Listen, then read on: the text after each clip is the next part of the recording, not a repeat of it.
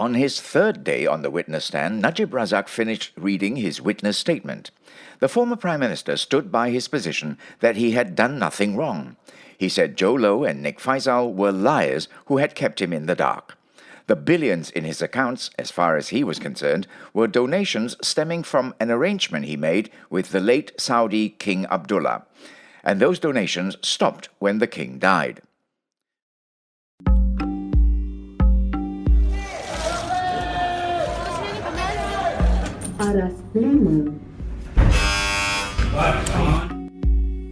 By the Malaysian Insight, this is The People versus Najib Razak. Follow us into the courtroom where it all happens. I'm Patrick Teo. A lone figure waited at the lobby of the Kuala Lumpur High Court this morning, and it wasn't a supporter, but rather the former Prime Minister's aide. Najib, who was dressed in a grey suit paired with a silver and red tie, did not smile or talk to anyone while waiting for the lift to Judge Muhammad Nazlan Muhammad Ghazali's courtroom on the 5th floor. His two yellow cushions were nowhere to be found either. Since Najib took the witness stand, he no longer needed the extra padding. The witness seat is already cushioned. Najib is about halfway through his 243-page witness statement. This morning, he started by explaining to the court about his AmBank accounts. These were the accounts ending with 694, 880, 906 and 898. Najib said that he decided to close the 694 account after a discussion with the late Azlin Alias, who was his private secretary. This was the account that had received money from Saudi royalty. It was Azlin who suggested that I close the 694 account and transfer the remaining money to new accounts to better manage new funds that would be coming in from Saudi Arabia, Najib said. Last week, the ex-PM told the court that he had returned some 620 million US dollars or 2.02 billion ringgit to the Saudi royal family because he had felt uncomfortable receiving such a large sum and he was afraid that it would look bad on him politically. He did, however, keep 162 million ringgit, which he transferred to the new accounts which he opened in 2013. Najib's AmBank relationship manager, Joanna Yu, had previously testified that fugitive businessman Joe Low had asked for the new accounts to be opened using code names. Najib said the order did not come from him. I don't know why the bank would take instructions from a man who did not have any mandate to run my accounts, the former PM said. It's obvious from the discovery of these documents that Joe was actively hiding facts from me, he added. Earlier witnesses had described Najib's relationship with Joe as symbiotic and said that Joe was known to be Najib's proxy. The ex-Prime Minister strongly denied this. With regards to Nick Faisal Arif Kamil being given a mandate to manage his accounts, Najib said it was Azlin who had picked Nick, and to that effect he had signed the necessary documents because Azlin had handed them to him and he trusted Azlin. After he gave the money back to the Saudi royal family, Najib said he used the balance of approximately 160 million ringgit for political and CSR purposes. Ray will tell us more. After he returned the money in 2013, Najib received more money from King Abdullah the following year. I was told that the central bank and its governor, Zeti Aziz, had been informed about the incoming funds, he said. That is why I believed that I could spend the money according to my discretion.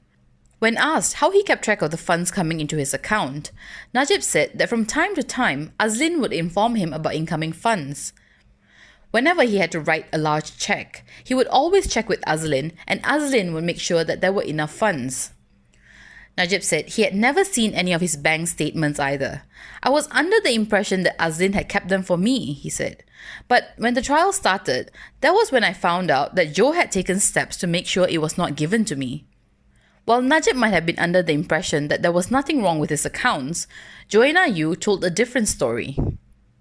The relationship manager had told the court that Najib's accounts were constantly overdrawn and that AmBank had to bend over backwards to ensure that this didn't happen. Not only were his accounts overdrawn, at one point, one of them were flagged under suspicions of money laundering, Joanna had testified. Najib said today that he would never have allowed this to happen. It would have ruined his political reputation, and as Prime Minister at the time, he couldn't risk it, he said. He said he was kept in the dark and he genuinely did not know. He was not informed by the central bank nor M-Bank. He also pointed out that M-Bank had since been fined for non-compliance. Whenever there was a donation from King Abdullah, Najib said it was always accompanied by a letter from the royal, which is why he never checked with Wisma Putra about the veracity of the incoming funds. King Abdullah had personally informed me of this support when he visited in 2010, Najib said. That, coupled with my belief that Joe had a close relationship with the Saudi royal family, bolstered my trust that there was nothing to be suspicious about. Najib said the letters from King Abdullah were also furnished to Bank Negara and M-Bank. It brought him comfort, he said, to know that they had been informed. Eventually, in March 2015, Najib closed all his accounts in M-Bank. Aslin told me that the account balance was low and that no new funds were coming in, he said. This is because King Abdullah had died, thus ending the personal arrangement between us, he added. Joanna had testified that 35 million ringgit was transferred from SRC to one Putra Pradana Construction and from there to Permai Binaraya. 27 million ringgit then moved from Permai Binaraya to Najib's account. The former Prime Minister said he did not know that money from SRC had made its way to his private accounts. Had he known, he said, he would never have taken it. It does not make sense for me to take money from the government, he added. Najib also denied any knowledge of the 27 million ringgit and 5 million ringgit which were transferred to his 880 and 906 accounts respectively from Ihsan Pradana. Ihsan was SRC's CSR partner in 2014. He said he only found out about the transfers when it was sensationalized by the Sarawak report. Then, in 2015, another 10 million ringgit was transferred from SRC to Najib's 880 account to regularize the account, which was overdrawn. Once again, he said he had no knowledge of this.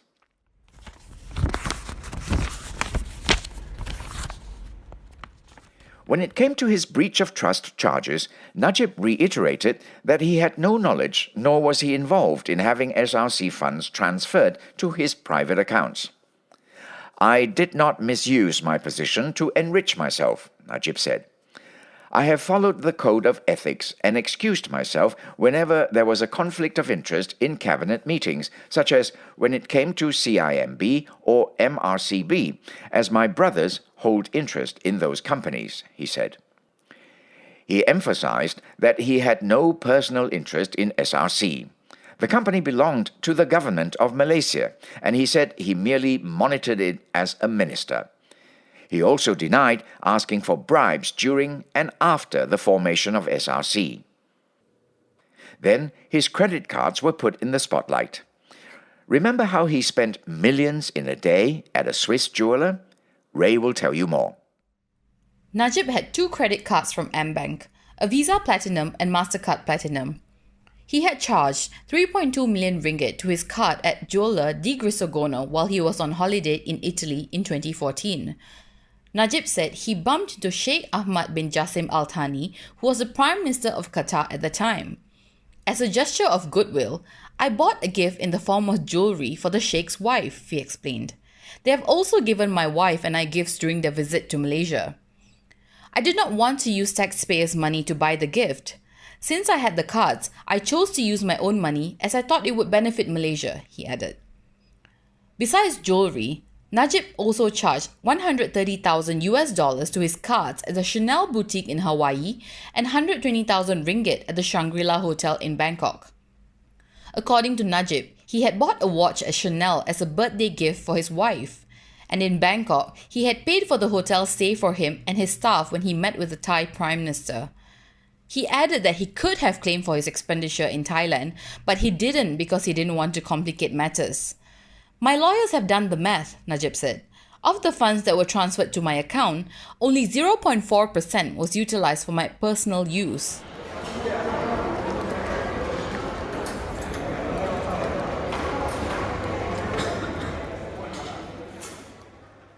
After lunch, Najib had about 20 pages left to his statement.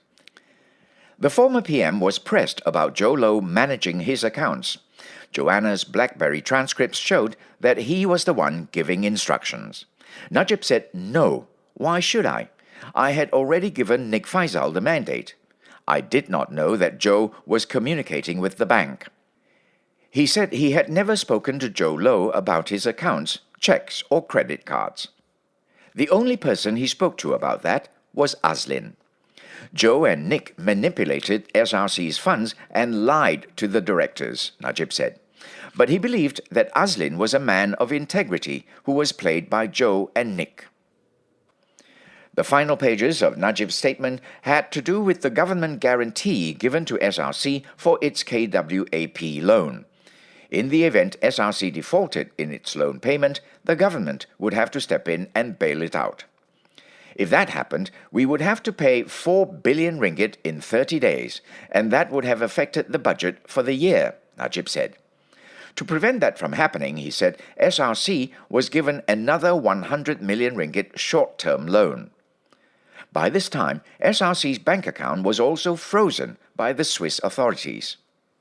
Najib said he did not know how SRC was planning to pay the rest of the loan, but it was in negotiation with the Swiss authorities to unfreeze its account.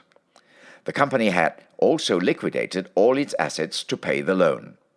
Finally, after 3 days of going through his 243-page statement, very slowly, Najib was done.